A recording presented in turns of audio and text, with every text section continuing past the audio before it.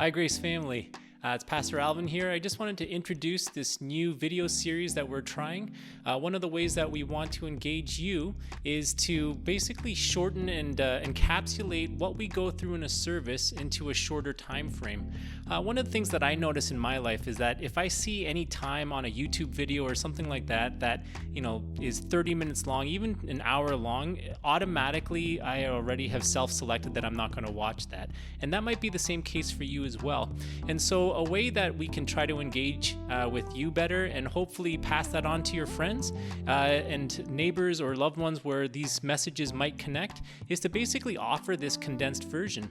And the way that we wanted to do it was in a format where we could have a couple of worship songs to begin with, and those will also have timestamps in the video so that you can skip ahead if you need to that day, and you can skip ahead to the message. Or perhaps it's the music that's ministering to you and you just want to listen to the music from Grace, then you can just listen to the music portion as well.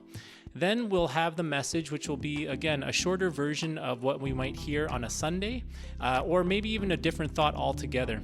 From that point, we'll hear a question or two, a question that's addressed for families with kids, and also a question that's addressed just for adults for discussion also. So really, we want this to be something that is for families with children, for young adults, for adults as well, at any stage of life, and we're hoping that we might be able to hit you in all these stages. So blessings to you, and I hope that this is really useful in a way that we can engage with our Lord and deepen in our walk with Jesus Christ.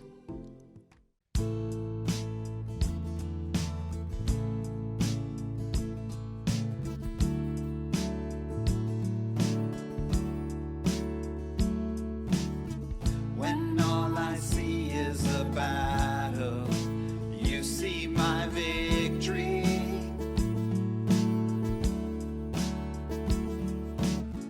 When all I see is a mountain, you see a mountain moved.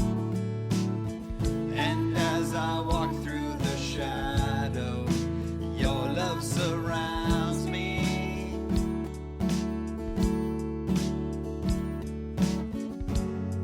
There's nothing to fear now, for I am safe with you.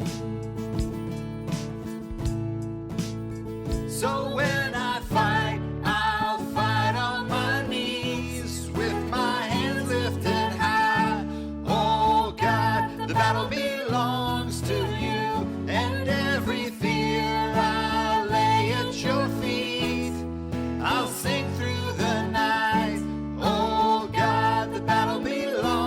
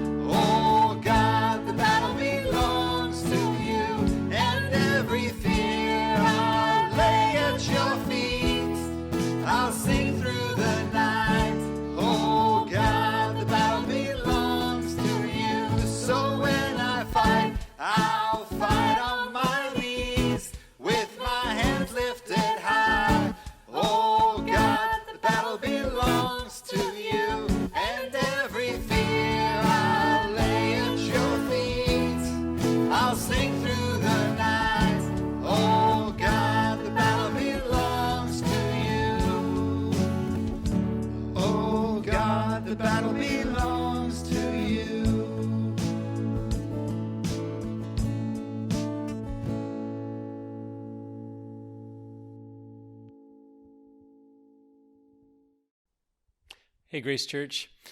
So today I wanted to tell you a quick story before we jump into our passage. And it's basically from the time that I worked at another church where I was in charge of overseeing and leading a day camp that we had and that we were running through the church. Now, during that time, it was, lots of fun and kids running all throughout the church. And that's what I love here at Grace as well, is that we have our day camps where the kids are running around. We call them VBS here. And I just love seeing that. I love seeing the church vibrant and alive and hearing kids that are enjoying themselves, learning about God and just having fun. I think that's a really, really great thing. But one of the things that happens is that it throws out of whack cleaning schedules, custodial things, and that's a real issue when it comes to how do we keep the church in order. Now, that's what happened at our other church, was that there was a head custodial staff that I had a little bit of friction with because of this, because that there was kids mucking up his schedule for cleaning and his staff that were underneath him. And so that was an issue that kept arising. And finally, we had a little bit of a conflict where it was to the point where it was hard for me to get to sleep at night because we were in this argument. I wanted to stand up and be a good liaison for my staff. I wanted to be a good leader for my staff and stand up for what they needed to get done during the day. But at the same time, I was understanding of his position of wanting to keep things clean and making sure that the church was in good order for the days of the week and for Sundays. And so I felt like I was really caught. And plus, I'm not a guy who really likes conflict. And so it was keeping me up at night. But that was a chaotic time in my life. And so even before I could go to sleep, I'd have to pray and I'd ask God to please give me the peace that surpasses understanding so that I could fall asleep. And it was just keeping me up at night. But life can have those moments where we have chaos and we're asking God for order. And this is one of the things that Daniel was seeing in his dream and his vision. Now, I love the book of Daniel, and I love hearing the stories, and I'm sure you guys did too, whether you are a kid now and you've heard some of the stories from Daniel, or whether you're a parent or an adult and you've heard these stories and you remember them from when you were a child, or perhaps you've read them more recently as well. But when you get to Daniel chapter 7, that's when things get a little bit weird, and he starts having these visions and he starts talking about them, and you don't necessarily know what to do with them. Now, for some of us, we just maybe if we're in a Bible reading program, you just kind of gloss over it, just skim it and get over it because it's strange. But for others of us, we like to try to, we want to figure it out because maybe it has something to do with our time right now. And maybe there are things that God is speaking to us through it for us right now. But I want to get to the main point.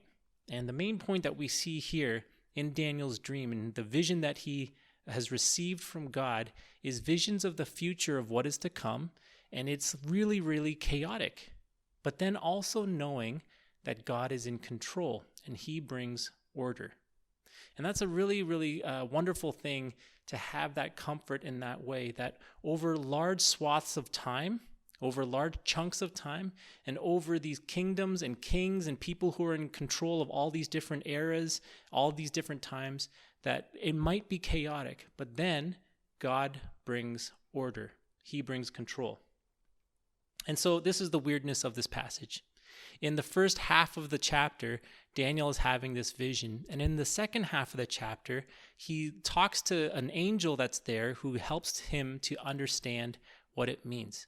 And so the things that he sees is he sees these 4 terrible beasts coming up out of the ocean, out of the sea, and each one is scary. And the 4th one is totally unrecognizable. He doesn't even know how to describe it. And so it really, really frightens him, but then he gets the interpretation. A way that we can think about it is like if you think of Godzilla. For those kids and those adults who are Godzilla fans, like think of the recent films of kaijin and all those types of things that are coming up out of the chaotic ocean and just wreaking havoc over everything.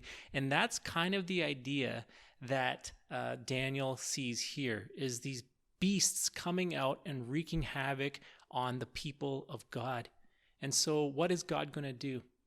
Is God going to take care of his people? And so what he sees on that last beast, which is mysterious, is this mysterious beast has horns. And from those horns, another horn comes up and displaces those horns. And basically, it's pointing to kings that are in control. And then finally, one horn comes up that's different from the others, super prideful, super arrogant. And he's the one who starts fighting against the people of God and really creating even more chaos than all the other beasts before it. Now, for kids who are watching this, you might be going through a hard time at school, or even for young adults as well. Like there are a lot of things that can cause feelings of just like crazy feelings of things not being in control. Perhaps there's someone that is not being kind to you, right? That happens all throughout life, and that can bring a sense of not being in control. Perhaps there is a teacher that just isn't understanding of where you're coming from. That can bring a sense of not being in control as well. And so we turn to God and we say, well, what's happening in all of this? And Daniel was having those same sorts of feelings. What's happening through all of this? And in the vision, it is answered. And Daniel then sees, after all this craziness, after all these things happen, he sees that God sets up a new court, like a court of law where he is the judge, God is the judge, and God puts everything back into order. And that's the way it's interpreted as well. In verse 24 and 25 of chapter 7, there are these 10 kings that shall arise, and then another one comes out. He's different, and he shall do these terrible things to God's people and to all these other things. But then in verse 26, but the court shall sit in judgment, and his dominion shall be taken away. His power and the way he rules will be taken away because God sees everything and he cares. From big moments, from countries that are in charge and maybe doing terrible things, to the small moments in our lives, God cares. So when things are crazy in your life, we need to hang on to knowing that God cares, that out of the chaos, God will bring order. Now, it feels like we're waiting, and right now it feels like a chaotic time. To me personally, it feels a little bit crazy, but I have trust and I have faith, and I take comfort in knowing that God knows and he is putting things into order. Now, what does this mean for us? It's that I hope that you can also find this type of comfort as well. And I hope that you can also know that there will be times that that comfort in God and knowing that he is putting everything in order, it may still feel us leaving shaken. Look at the end here. At verse 28, this is what Daniel felt. So he saw all these things. He knows that God is in control, and yet it still says that his thoughts were alarming. It still was kind of scary for him. His color had changed. Like it was so scary that his face color had changed and was drained a little bit. But he knew all this, that God was in control. And what that speaks to me, and I hope it speaks to you as well, is it is okay to also be frightened, to also be scared, and to also know as well that God is in control, that we are still humans, that we still have these human emotions also. But that is the challenge there, is that we know that things may be crazy and hard, but we also exercise faith that knowing God has us in his hand, he loves us, he cares for us, but even in the midst of that, it might still be hard on us. But I want you to hang on.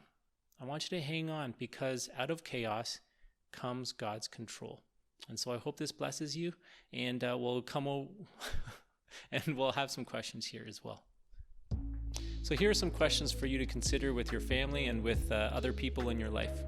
The first one is this. Now, thinking about your life, what hard things are you experiencing right now? What hard things are you going through? The second question is this. What feelings have come up because of these hard things? What have they made you feel? The third question is, how can knowing God is in control of our lives, how can it bring comfort to these situations? I hope you have a great time discussing these. I hope it's really meaningful and brings it home powerfully for you, and God bless you.